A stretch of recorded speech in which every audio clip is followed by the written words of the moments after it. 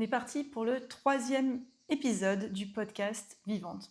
Aujourd'hui, j'ai envie de partir de mon livre, et pourtant j'ai choisi de vivre, de l'expérience que ça a été d'écrire pour, pour illustrer des concepts tels que la norme, tels que le changement de cadre. En fait, dans ce livre-là, il y a des choses que je n'ai pas écrites parce que c'était déjà pas possible à ce moment-là, je n'avais pas encore la conscience de ce que je vivais, pour un premier point, et parce que c'était pas le but aussi de ce livre. Le but de ce livre, quand je l'ai écrit, ça a été de transmettre une expérience de vie à mes enfants. Puis quand j'ai élargi par rapport aux personnes que j'ai pu rencontrer au cours de mes voyages, ça a été de pouvoir transmettre également à des personnes que je connaissais ou que je ne connaissais pas, en tout cas qui liraient la force de pouvoir traverser des épreuves et de voir aussi qu'il y a des issues et des cheminements de pensée pour pouvoir s'en sortir. Ce but-là, je l'ai atteint et j'en suis très fière. Voilà, maintenant, il va continuer de faire son chemin, il va continuer de se développer, donc n'hésitez pas, si vous souhaitez lire le livre, à le prendre. Mais on ne peut pas tout transmettre dans un seul livre. Et il y a des choses qui n'ont pas été comprises aussi dans les retours de certaines personnes, et c'est ça qui m'amène à faire cet épisode aujourd'hui en particulier.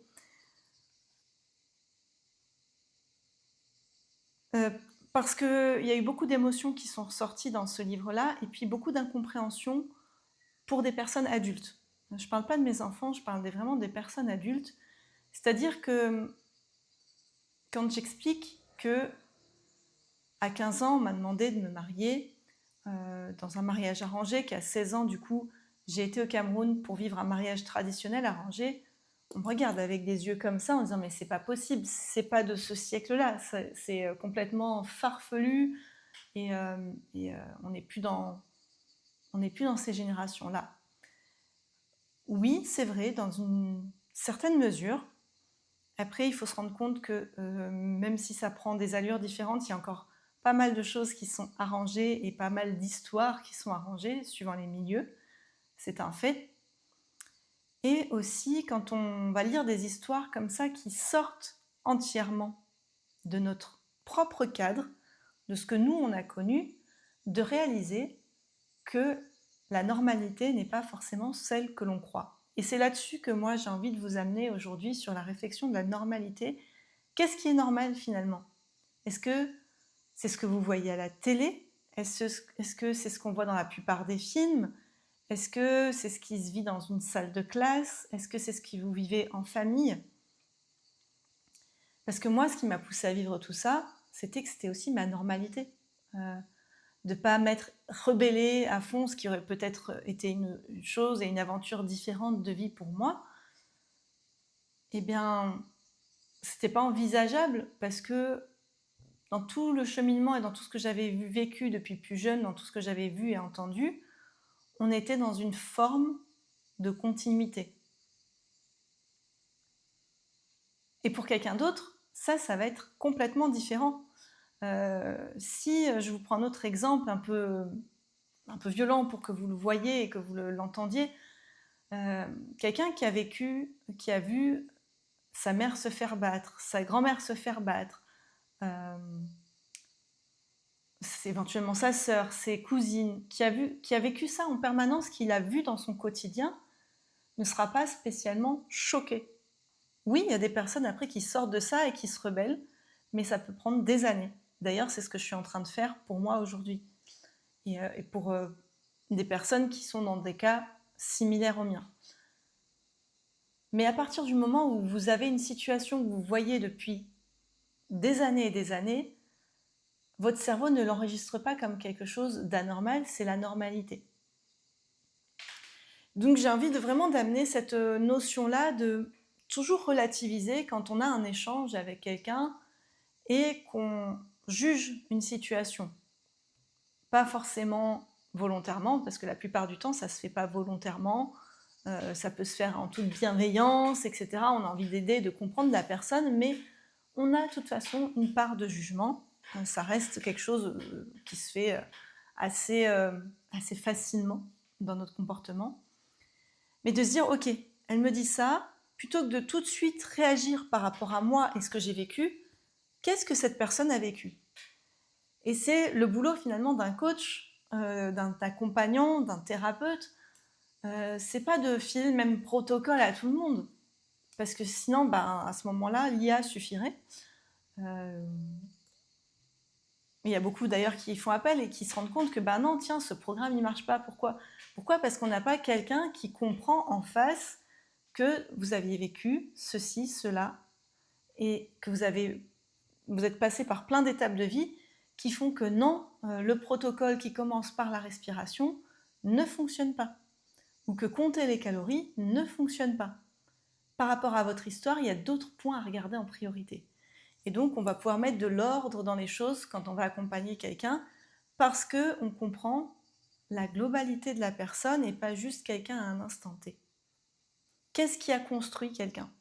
Et en fait, c'est de là où on peut voir le cadre, on va dire le cadre dans lequel elle a été construite. J'aime bien l'expression think outside the box, penser en dehors du cadre.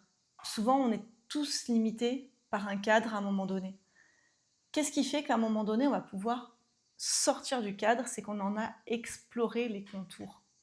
Vraiment, il y a ce côté où, personnellement, si je reprends mon histoire, je pense que j'ai exploré pas mal de contours du cadre dans lequel j'ai vécu.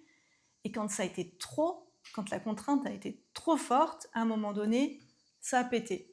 Ça a pété et je suis sortie, j'ai trouvé une porte pour sortir du cadre. Quand on sort du cadre, il y a une sensation de liberté qui est là, qui est waouh. Parce que là, on se dit, j'ouvre le champ des possibles, il est énorme. Et là, c'est vrai et moins vrai, il y a un moment donné, on rentre, en fait, quand on sort d'un cadre, on va aller dans un autre cadre, on va explorer un nouveau cadre. Parce que finalement, la vie est faite de beaucoup de cadres, d'une manière, d'une autre personne. On va changer d'environnement. Voilà, je suis passée par exemple de la France au Japon.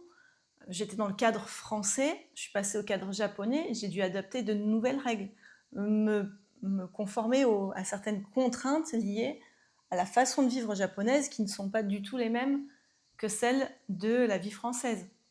N'allez pas traverser un passage piéton quand c'est rouge au Japon. Voilà, on traverse quand c'est vert, même s'il n'y a personne. Ce sont plein de petites choses qu'il va falloir adapter d'un cadre à un autre. Et donc souvent les gens veulent juste faire péter le cadre, sortir du cadre, sans se rendre compte de ce que ce cadre a fourni.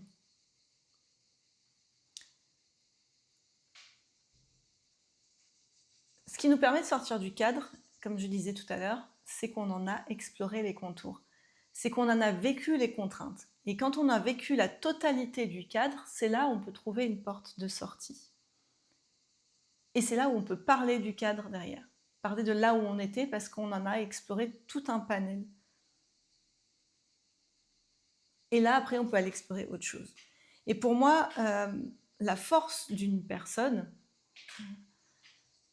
ce n'est pas forcément de faire exploser un cadre et puis d'aller dans un autre et de faire exploser un autre cadre. La force vraiment d'une personne et d'un bon thérapeute ou de quelqu'un une personne sur laquelle on va pouvoir compter, c'est vraiment de pouvoir naviguer entre les cadres. Je m'explique, les cadres, ils ont du bon, en fait. Ils permettent de nous construire, tout simplement. Alors, bien sûr, il y a du bon, plus de moins bon, ça va dépendre de chaque expérience aussi. Mais on a besoin de cadres pour se construire. On le voit à l'heure actuelle, d'ailleurs, sur l'éducation des enfants, où la mode est d'avoir de moins en moins de cadres, mais ça fait des enfants perdus et paumés. Beaucoup.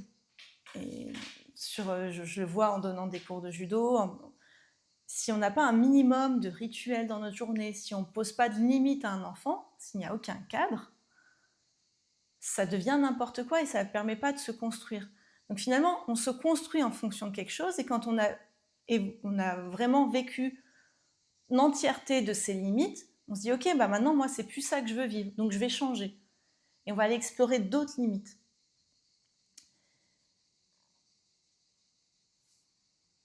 pour moi, cette expérience de pensée, elle est super importante parce que du coup, elle relie deux mondes où on part maintenant de quelque chose où on disait qu'avant, il y avait trop de cadres, trop de limites. Maintenant, il n'y en a plus assez.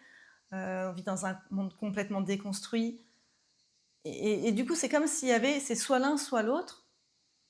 J'ai envie qu'on puisse relier les deux. C'est aussi l'expérience que j'ai fait à travers mon livre, à travers mes voyages. C'est vraiment d'explorer différents cadres et d'apprendre justement cette navigation à dire, OK, à tel moment, ce cadre, il est important. À tel moment, j'ai besoin de changer de cadre et donc je veux m'autoriser à en sortir pour pouvoir aller voir ailleurs. Et du coup, ça devient une expérience de pensée, de dire, je suis capable de changer ma manière de penser, de ne pas être figé là-dedans et de pouvoir évoluer. J'espère que vous m'avez suivi sur ces 10-11 premières minutes, parce que du coup, je suis partie sur une façon de penser un peu plus philosophique finalement. Aujourd'hui, je pensais partir... J'avais pas envie de rester sur l'histoire. C'est vrai que je suis partie du livre et j'avais pas envie de rester sur l'histoire parce que souvent, on se fige et l'idée, c'est pas ni d'avoir de la pitié, ni d'avoir de la complainte, c'est de venir proposer une autre façon de voir la vie et de voir les choses et de voir comment ça a pu évoluer. Donc j'avais envie de poser le cadre vraiment philosophique à ce que j'ai pu vivre, à ce à quoi ça m'a amené aujourd'hui et ce que j'ai envie de transmettre finalement dans ce que je partage, que ce soit sur les newsletters, sur les réseaux, sur ce nouveau format qu'est le podcast. C'est vraiment inviter à dézoomer un petit peu d'une situation qui peut paraître catastrophique et de pouvoir amener une façon de penser différente. Différente, pas que focus sur la problématique. Même si la problématique, à un moment donné, est à traiter. Donc maintenant que j'ai posé ce fameux cadre, je vais vous parler un petit peu plus, moi, de mon expérience et de comment j'ai fait évoluer du coup, la guérison vers la guérison d'un traumatisme. Ouais, on va parler de traumatisme, là. Pourquoi? Je vais vous prendre mon exemple personnel pour pas prendre l'exemple de personnes que j'ai pu voir ou accompagner et pour ne parler vraiment que de moi. Mais l'idée, c'est de permettre à des personnes qui ont vécu des choses difficiles d'avoir des premières billes pour accepter ce qui s'est passé et commencer à travailler sur elles parce que aller voir tout de suite quelqu'un, c'est pas toujours évident et c'est important de pouvoir passer par plusieurs étapes et de faire les choses quand on est prêt à les faire. Des fois, il faut se mettre un coup de pied aux fesses, on est d'accord pour y aller, mais il y a aussi des temps à respecter. Donc, pour vous faire les choses chronologiquement sur ce que j'ai vécu et dans les différentes étapes, il y a eu plusieurs choses. Donc, moi, je me suis retrouvée à 16 ans sur la partie donc, du voyage vraiment 2 semaines complètes au Cameroun, où il y a eu tout l'événement du mariage avec toute la cérémonie rituelle là-bas, traditionnelle, et beaucoup d'événements qui sont passés que je ne tiens pas à décrire ici, mais en tout cas qui sont restés marqués en moi. Et en même temps, je les ai très vite oubliés. Ça a été beaucoup plus simple d'oublier quand je suis revenue. Je sais que j'avais une attache. On m'a dit que j'avais une attache, que je devrais y retourner, mais pas tout de suite. Donc c'était plus simple pour moi d'oublier, de faire comme si de rien ne s'était passé. En plus, j'étais tenue au secret. Donc voilà, ça allait dans l'aspect global. La première chose que j'ai fait, c'est vraiment faire un focus sur le sport. Je n'étais pas du tout sportive, mais je me suis mise au judo. Donc, je me suis créé un environnement qui était... créé un espace. Le dojo, c'était ma famille, où il n'y avait rien de tout ça, en fait. C'était différent de tout ce que je pouvais vivre dans mon cadre quotidien, si je peux le dire comme ça. Et donc, c'était un peu mon safe space. Voilà, l'espace sacré où je pouvais être différente, être moi. Et donc, la première chose que j'ai fait, de manière inconsciente, hein, je pose ma réflexion à l'heure actuelle, 20 ans après, c'est créer ces moments-là où je pouvais me défouler, où je pouvais me dépenser. J'étais nulle en judo, on va pas se leurrer. Je ne suis pas une combattante hors pair et je n'aurais pas fait les championnats du monde, mais j'ai trouvé un endroit où j'ai pu développer mes qualités physiques, où j'ai pu me dépenser. Et quand notre esprit il est out, il a besoin de ne pas penser, il a besoin de se libérer, et que il n'est pas forcément en même temps en état d'avoir une réflexion, etc. Passer par le corps, c'est un outil qui est vraiment extraordinaire. Donc sous une forme ou une autre, après chacun va trouver sa forme. Il y en a qui vont marcher, il y en a qui vont danser, il y en a qui vont faire de l'aerox. Voilà, il y a plein de choses. Moi, ça a été le judo. Donc il y a eu cet espace-là qui a été important pour moi pendant de nombreuses années. Et le silence. Le silence à tel point que j'oubliais presque quasiment cet événement. J'ai rencontré quelqu'un, j'ai eu mes premiers enfants. J'en ai parlé très vaguement à mon conjoint, mais vraiment une fois, et j'étais pas en capacité de parler vraiment de ce qui s'était passé, de comprendre. J'arrivais pas vraiment à mettre des mots dessus. Mais c'est important pour moi, pour la personne qui partageait ma vie, qui est quand même un minimum de cadre. Donc j'ai pu le partager rapidement avec lui. Après, ce qui s'est passé, c'est le décès de mon père. Quand mon père est décédé, je pense que ça a ouvert des portes. Pas directement liées à ça, mais j'ai pris d'autres chemins, je me suis autorisée à prendre d'autres chemins d'un point de vue plus professionnel, ce qui m'a amené à rencontrer des personnes, et j'ai rencontré notamment une accompagnante, une thérapeute avec qui je souhaitais travailler. Donc avant de faire ça, on avait dit je vais passer 3 jours en immersion chez elle, comme elle fait avec ses clientes. Et comme moi j'étais déjà dans l'accompagnement avec la gestion émotionnelle et tout ça, voilà, c'était juste un passage pour voir comment ça matchait aussi, comment ça réagissait, et puis pour passer dans son processus. J'y suis allée tranquille, en me disant ok, bon voilà, j'ai pas grand chose à travailler. Cet épisode, je l'avais un peu, il était là loin derrière, et je crois que c'était au bout de 2 jours, ça sort. Et là, je me suis dit, mais pourquoi ça sort? Enfin, elle me pose des questions, je ne sais plus exactement, hein, je ne vais pas vous raconter. Mais en tout cas, il y a cet événement qui sort, j'en parle, il y a des larmes qui sortent aussi. Il me dit, bon, ok, j'en ai parlé, ça fait longtemps, voilà. Elle m'a pas lâché, elle m'a obligée à mettre certains mots dessus que je ne voulais pas mettre, en disant, mais non, mais c'était plus ou moins normal. Enfin voilà, j'étais toujours dans ce côté en minimisant les choses. Et le fait qu'elle m'oblige à mettre des mots dessus, avec toute bienveillance, bien sûr, quand je dis elle m'oblige, elle a vraiment, elle, mis des mots, ça m'a mis une forme de claque que je ne voulais pas réaliser, et finalement, c'est mon corps qui a parlé à ma place, parce que mon esprit ne voulait pas le réaliser. Le soir même, j'ai été prise d'un coup de nausées, de vomissements, de tout ce que vous voulez. J'ai eu une nuit terrible. Et derrière, il y a commencé à avoir un début d'émotion vis-à-vis de tout ce qui s'était passé. Voilà. On n'était pas juste sur des larmes, parce que en fait, j'ai toujours été très limitée dans mes états émotionnels, de ne pas ressentir trop, parce qu'on ne pouvait pas exprimer trop d'émotions, au risque d'exploser. Et là, en fait, ce moment-là, ça a été un déverrouillage. Il y a eu quelque chose qui a switché, qui a déverrouillé. Et derrière, bah, ça a été un processus encore long, parce que c'était en 2020. Aujourd'hui, on est en 2026. Donc j'ai écrit en 2025. Donc voilà, 5 ans derrière encore, hein, avec de différents process. J'ai cheminé avec ça. Ça m'a permis d'ouvrir la parole, de pouvoir en parler. Alors avec des émotions pour le coup. Aux personnes que je connaissais qui étaient concernées, qui savaient ce qui s'était passé, de confronter ces personnes-là, d'aller demander certaines explications. Voilà, ça m'a permis de faire un petit processus à travers ça. Et derrière, je pensais que c'était terminé. Je dis ok, bon, j'avais pas eu toutes les réponses que je voulais, mais au moins j'avais parlé. Et ça, pour moi, c'est déjà énorme de pouvoir parler au moins aux personnes concernées.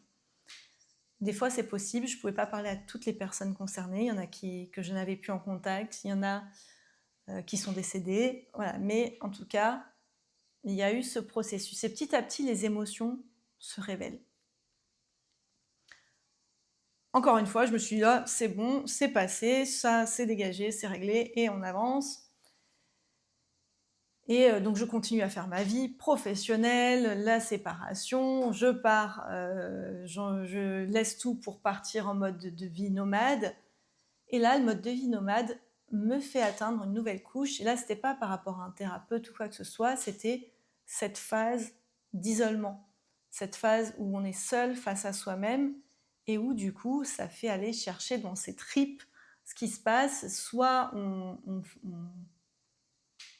peut casser cet isolement en faisant plus de sorties, en rencontrant plein de monde, etc. Mais ça veut dire qu'on n'est pas capable non plus d'être seul face à soi-même. Et sauf que moi, ce que j'ai fait, c'est que j'ai plongé dans mon isolement. Ça a été très, très, très inconfortable. Ça a été aussi beaucoup de beaux moments. Et c'est la période où j'ai commencé à écrire. Plus, j'écrivais pour documenter le voyage. Et finalement, dans cette écriture, il y a un moment donné où j'ai senti le besoin d'écrire ce qui s'était passé. Cet événement-là, d'autres aussi que j'ai vécu, mais j'ai eu besoin d'écrire au début par les faits, et petit à petit, au fur et à mesure que j'écrivais, par les émotions, il y a des choses qui se sont déclenchées, il y a des souvenirs qui sont revenus, et j'ai eu petit à petit la possibilité de gérer ça parce que l'écriture a fait remonter step by step les éléments, et ce qui a permis à mon cerveau et à mes différents états de les gérer un par un. Et du coup, ça a été un processus assez long. Voilà, je pense que sur les 2 ans de voyage, il y a eu bien 1 an et demi qui ont été consacrés à ça.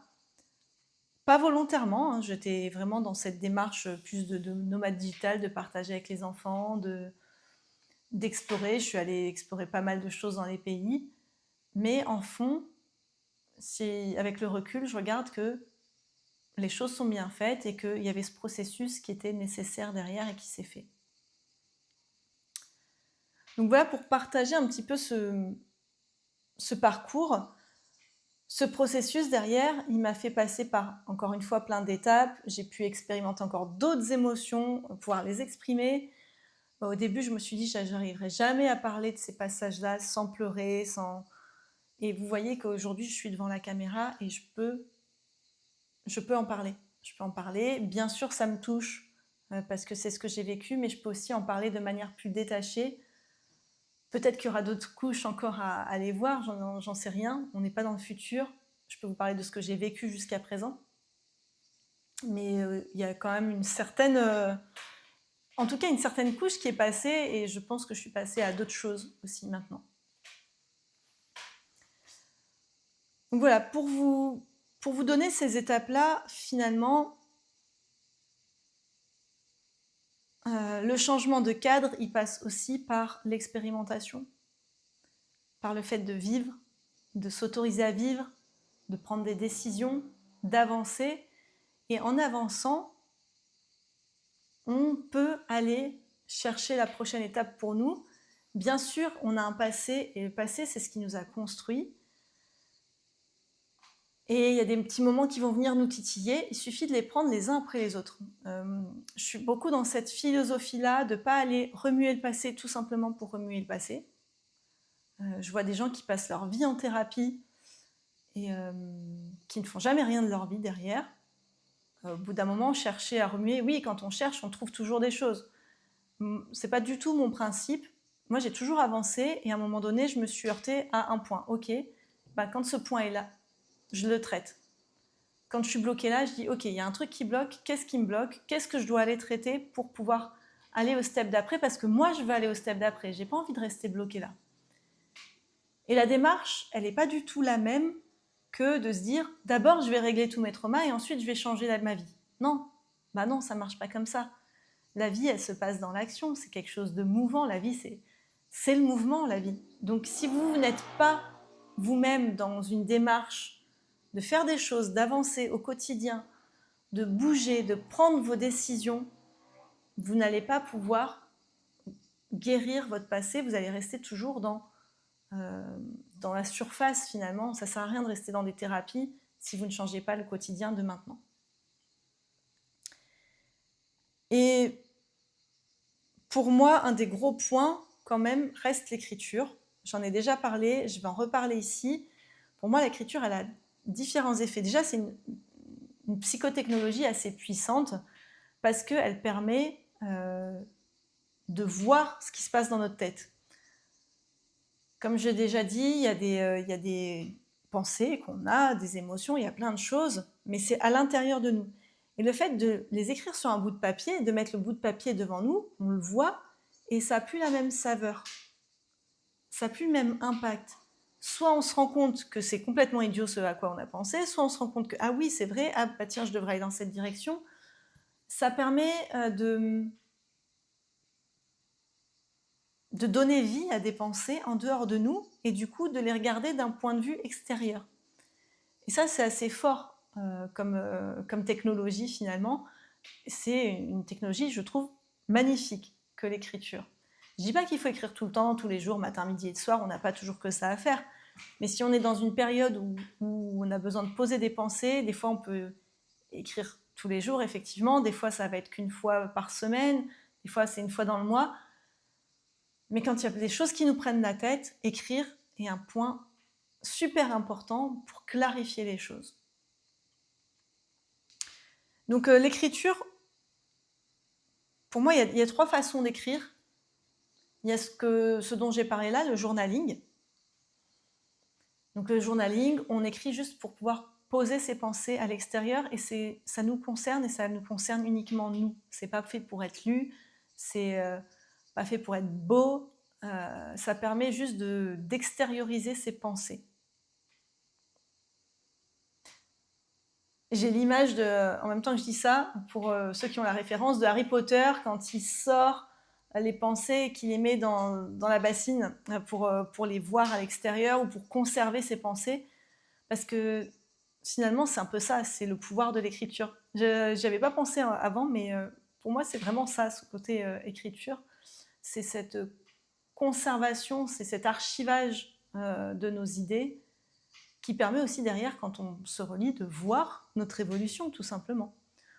Notre évolution ou de voir qu'il y a des pensées récurrentes, qu'il y a une cyclicité dans ce qu'on a, que finalement,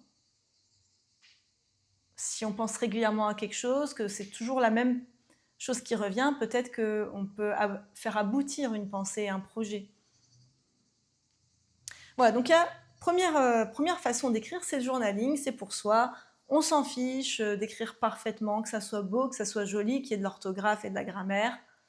Voilà, ça va pas devenir un best-seller. La deuxième façon d'écrire qui est perdue beaucoup aujourd'hui, c'est la lettre. Et la lettre, je parle vraiment de lettres manuscrites. Donc c'est écrire pour être lu. Et donc on va écrire de façon différente là. On va déjà organiser et structurer beaucoup plus le message.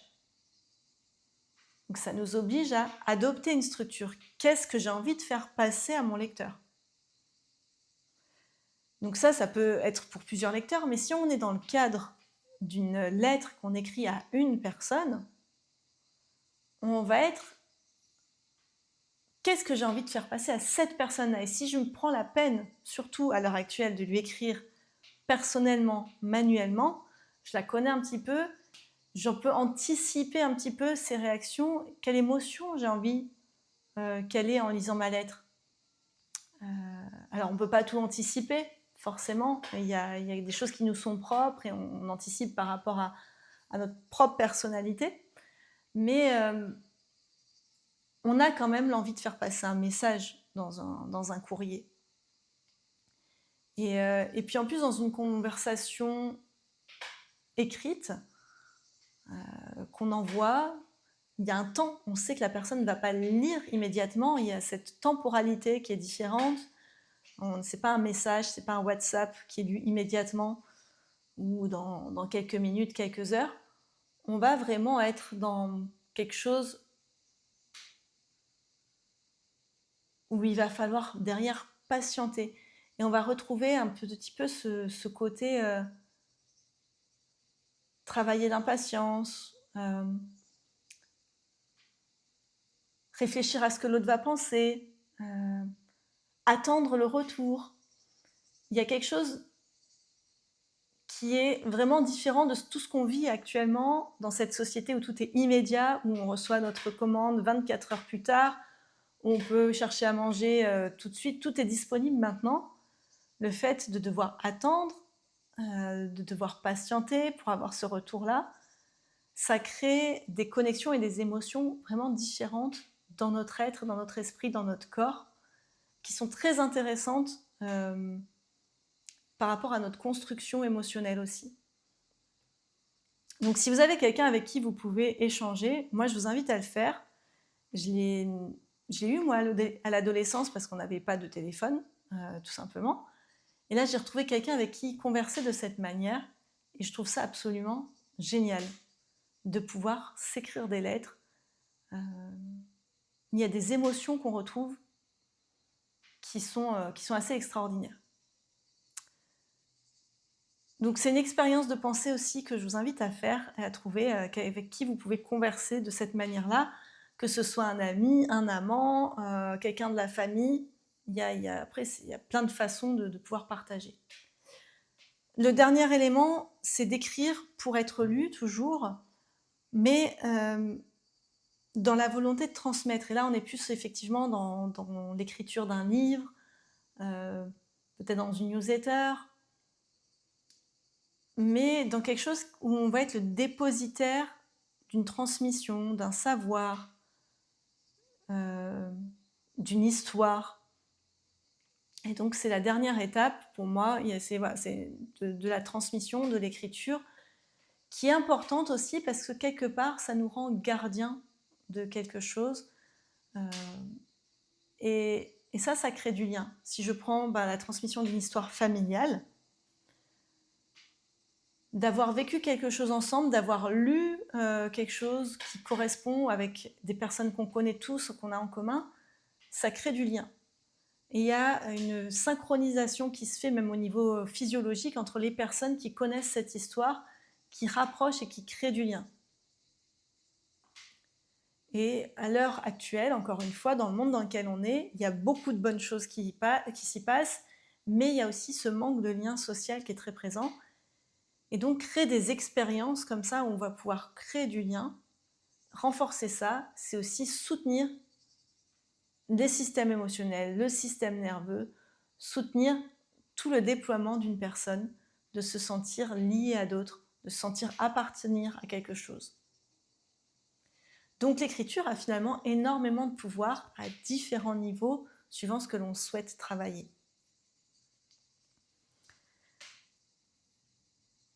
Je pense que je vous ai parlé pas mal de tout ce que je vous souhaitais au niveau de l'écriture. C'est un outil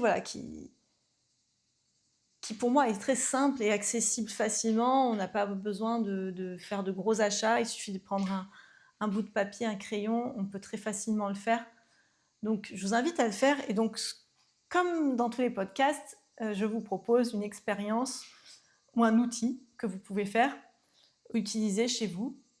Et l'expérience que j'ai envie de vous proposer aujourd'hui, c'est de penser à quelque chose que vous n'avez jamais raconté à personne. Une expérience que vous avez vécue, qui n'a jamais été dite, que vous avez peut-être refoulée dans un coin de la mémoire, qui ressort de temps en temps, mais de ressortir ça et de la mettre par écrit. Dans un premier temps, par les faits, parce que si vous n'en avez jamais parlé, c'est qu'elle peut déclencher éventuellement des émotions qui ne sont pas forcément sympathiques ou qui sont trop importantes. Donc d'abord, vous écrivez les faits. Ce qui vous entoure à ce moment-là, le lieu, etc. Tout, vraiment une description.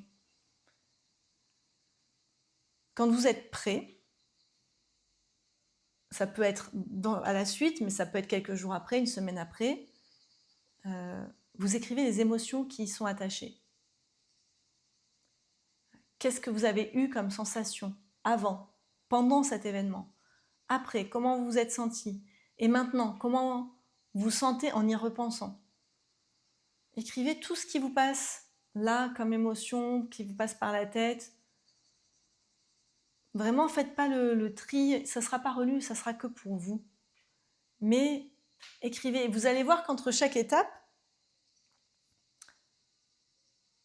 il va se passer des choses. Parce qu'il y a le moment d'écriture, mais vous allez peut-être faire des rêves, vous allez peut-être revoir quelqu'un qui vous fait penser à ça, vous allez peut-être repenser à un détail que vous aviez oublié. Donc il va y avoir des choses qui vont s'ajouter, que vous pouvez réécrire ou pas, laisser juste couler. Mais voilà, ces deux étapes-là. Et la troisième étape, pareil, dans l'immédiat ou un peu plus tard, quelles leçons vous avez tirées de cet événement? Alors des fois, ce n'est pas forcément des leçons, c'est qu'est-ce que ça vous a permis? Qu'est-ce qui s'est passé derrière dans votre vie? Est-ce que s'il n'y avait pas eu cet événement-là, votre vie se serait réalisée de la même manière? Est-ce que vous auriez eu les mêmes réactions? On a toujours à apprendre, en fait, d'un événement qui s'est passé, même si c'est pas confortable, même si c'est terrible, même si c'est douloureux. Souvent, c'est les événements qui nous font le plus avancer parce qu'ils nous apportent des prises de conscience.